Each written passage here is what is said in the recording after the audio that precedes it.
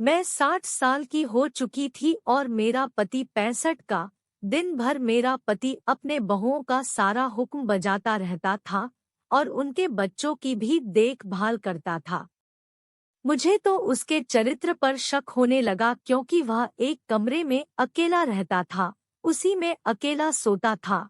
मैं उसके बगल वाले कमरे में सोती थी। एक दिन अचानक रात को मेरी नींद खुली, तो मैं अपना शक दूर करने के लिए अपने पति के दरवाजे से कान लगाकर उसकी आवाजों को सुनने लगी। तो उसके कमरे में आ ई ऊ की आवाज कोई महिला कर रही थी। अब मुझे यकीन हो गया कि मजा लेने के लिए ये अलग कमरे में सोता है। सुबह हुई जैसे ही वह टॉयलेट में घुसा, मैं उसके कमरे के अंदर गई और उसके कमरे की खिड़की को हल्का सा खोल दिया, उसकी रात की हरकतें देखने का के लिए उसके बिस्तर और उसकी अलमारी में खोजने लगी कि यह क्या क्या रखा है।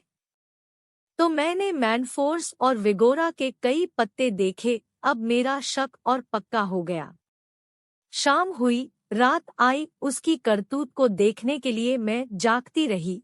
मैं बाहर निकल निकल कर देखती रही। जब आवाज आए तब देखूं, इसी इंतजार में 1 बज गए।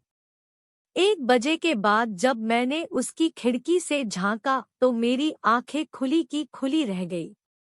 मेरे पैर की जमीन हिलने लगी, मेरा दिमाग चकराने लगा। मैंने सोचा न था कि इस उम्र में ऐसा घिनौना कर्म करेगा यह बुढ़ा।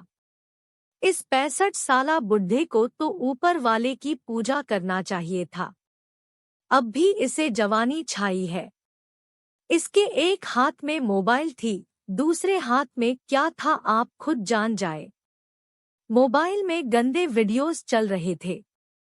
मोबाइल अपने में बिजी थी और वह अपने में बिजी था। मैंने ऊपर वाले को बहुत बहुत धन्यवाद दिया। तूने मेरी बहुओं को इस कमीने से बचा लिया। मेरा शक बहुओं से हट गया। मैं पहले से ही जानती थी कि मेरी बहुएं ऐसी नहीं हो सकती। ये बूढ़ा खुद ही बुढ़ौती में कामीना हो गया है।